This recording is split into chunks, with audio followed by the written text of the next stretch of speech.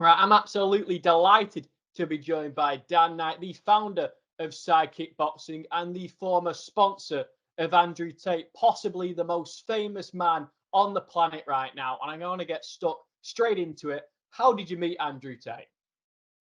Well, to be honest, I had my kickboxing brand, Sidekick. I was looking for sort of fighters within the circuit.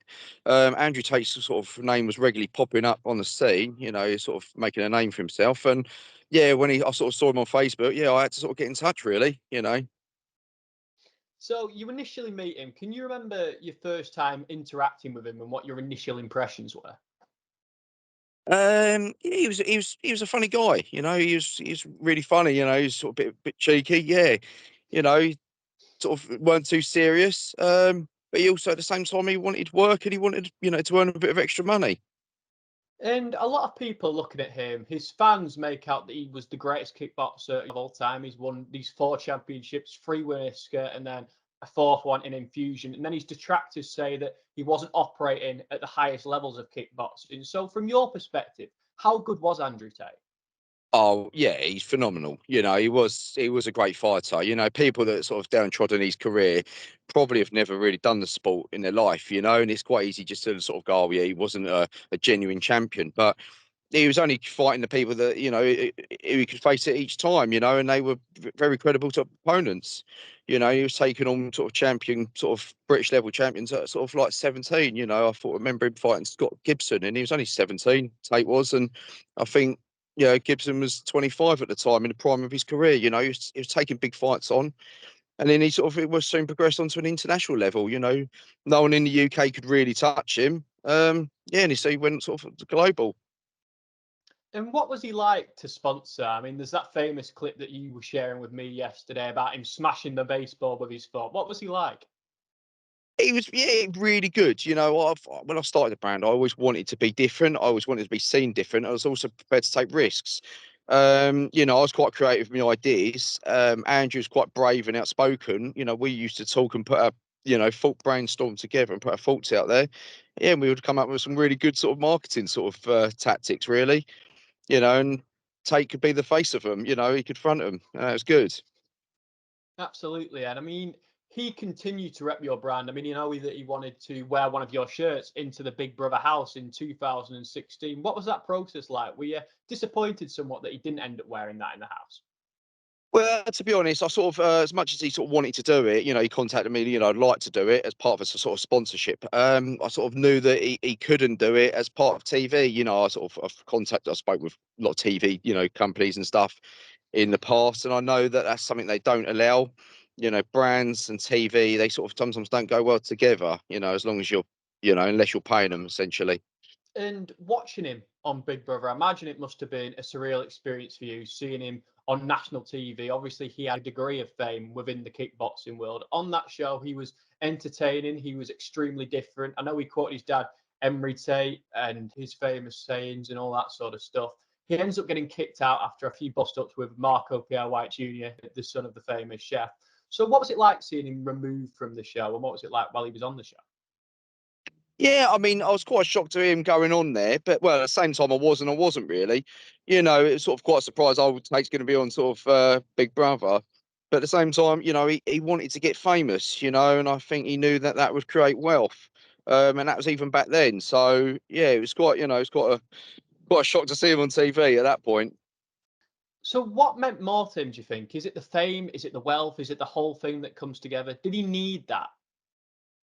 Yeah, I mean, in his kickboxing career, I think with Tate, I think, he wants to be the best at anything he does, and I think kickboxing, he got to that level. And I think he realised that the wealth weren't going to come, once you're a world champion and the wealth's not coming in, I think he needed to explore sort of different avenues, really. And I think he knew getting famous was definitely a way of doing that. So he just, yeah, try to make himself more famous, whether it be online, on TV. He just did what he had to do. Even now, is still being linked to big fights. I know he had a couple a few years ago back in Romania, but he's been linked to the likes of Jake Paul, Tommy Fury, KSI. Would you like to see Tate back in the ring, or is that something he should leave in the past now? Oh no, I think yeah, I think since he's blown up as famous as he is, I think that'd be brilliant, wouldn't it? Even if it'd be, it'd make probably one of the biggest numbers ever. especially with someone like Logan Paul or Jake Paul. You know, it might not be the most sort of the biggest, most exciting fight, but I think from a fan's point of view, it'd definitely be one to watch, wouldn't it? You know, let's face it. And I would like to see it, you know, a Tate comeback. But like I think he said the other day, you know, he's 36, 37 now. The time all this sort of allegation stuff gets dropped, you know, he could be knocking on 40 essentially. So, yeah, you know, we will see, I suppose. And something that was interesting that you said to me is that his coach was never overly happy with the relationship that you two shared. Why was that? I think back then it's quite strange because I think he might have saw the prospect in Tate himself, you know, and I suppose him working with a new brand, which I was at the time, whether it is sort of a personal perspective or it's just for the best interest of the Tate, I don't know, but I think maybe he saw that he could have been getting sponsored by big corporate companies at the time, so or maybe that, or he just didn't maybe like the fact that working with Sidekick that you know because the manager handles your fights, your purses, you know, and your sponsorship agreements, and the fact that me and Tate worked together, I suppose it maybe he might have felt he was a little bit cut out from the deal, you know. So I don't know, you know, on that side of it, but I just know it put a little bit of friction between me, Tate, ourselves. But yeah, we sort of worked around it and we did what we did. And I believe that the pair of you actually became more than business partners and actually developed quite a solid friendship. Do you have any crazy stories that you remember, maybe from nights out with Tate or anything in general? Not really. We would just, to be honest, we would just generally have a laugh. You know, I think even though we was ultimately working together, it was just fun. You know, we would call each other up and just sort of plan a new marketing ploy. Yeah, and it'd just be the way we'd sort of execute it. I think we was quite when we found it quite funny really, and it sort of didn't really make it feel like work. So that was quite nice. You know, so yeah, I always wanted to keep working with Tate until I suppose till it comes to, come to an end. And Tate, somebody who was obviously born in America, moved to England, Luton specifically, and then he moved to Romania. What was that move like? Why do you think he made that? Oh, I think that was from the webcam business. That was growing, and that was from Luton. So when that was growing, I think moving to Romania, it made it probably a little bit easier, you know, cheaper for accommodation, as long as with other things to come with it. So yeah, I think that's why he done that. Obviously, he was such a high level kickboxer who spoke about his incredible accolades, and it was fantastic that he was doing amazing things for your brand. But when he started doing the webcamming, that brought in money that wasn't there in kickboxing, and he started making huge amounts. And maybe that changed his values and his personality in a sense. What did you make of the webcamming business? Did you think it was seedy, and what was it like for your business? Did it have an impact? Um, I took it. Yeah, I mean, it did for me. I mean, I didn't care that he worked with webcam. You know, if it's legal and there's no one's doing any harm, then it doesn't bother me. It's just another line of work. You know, it's not for me. But at the same time, it was. Yeah, I mean, with a sports brand and a sex industry, they don't really sort of collaborate too well. So, you know, but yeah, to be honest, it wouldn't bother me now. And sponsor him now, and if you're still doing webcam, it probably wouldn't bother me. You know, I think people know the two are separate. So it's just I suppose just me just taking it personally. You know. Yeah. Do you think it belittled his kickboxing achievements at all, or do you not think there's a link there?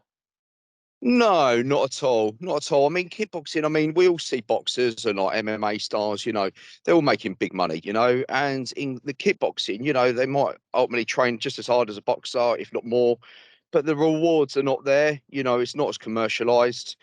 If you look at like Anthony Joshua's like revenue, it's tens, probably if not hundreds of millions, where Tate was probably lucky to make 10 grand a fight, so it's just a different world. But the fight is still a fight and the training is still the same. So yes. And then he moves on from just doing the webcam into starting his YouTube channel. He starts Hustlers University, and he has seemingly thousands of people all desperate to be like him.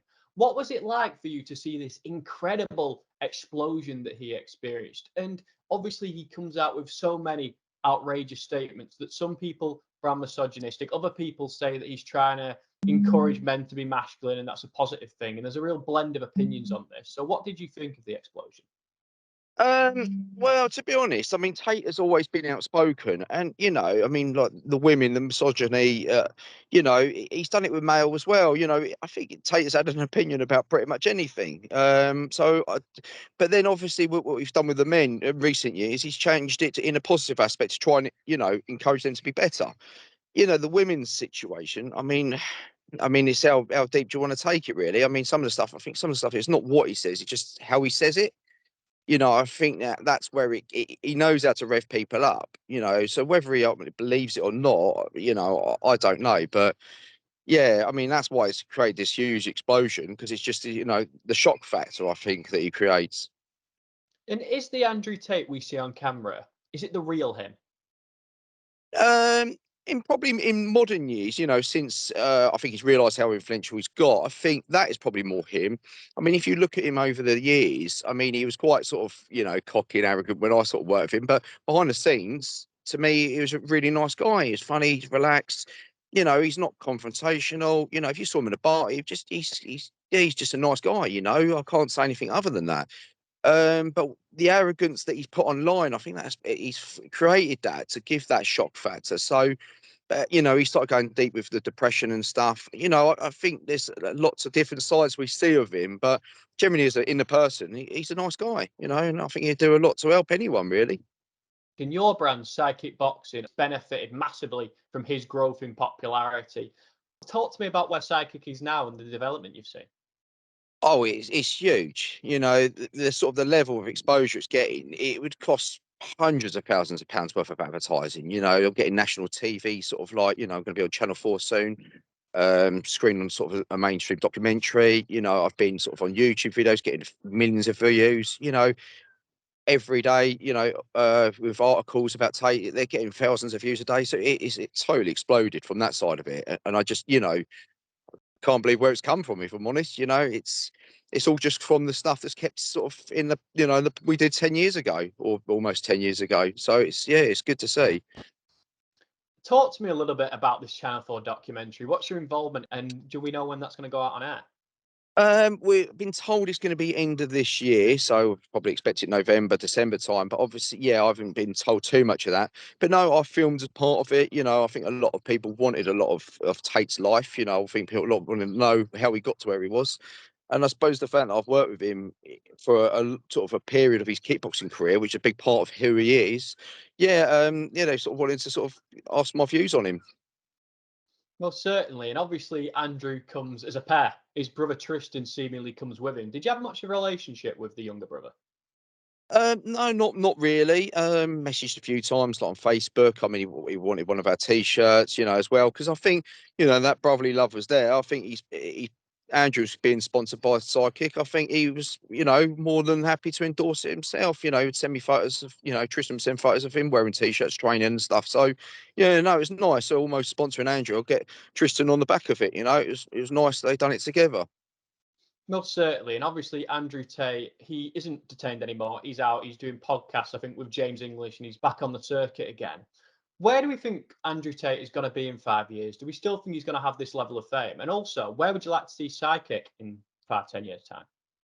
Well, I'd like to see Psychic sort of keep growing. I definitely would like it to be sort of more mainstream. Definitely, I mean, if Andrew was to fight again, I mean, I'd love to be sponsoring something on that level, because obviously how big it'd be. But no, I just want to keep growing Psychic steadily, like year after year. But yeah, I'd like it to be sort of more of a household name, definitely. And I don't know whether I'd sort of get involved in other sports other than just combat.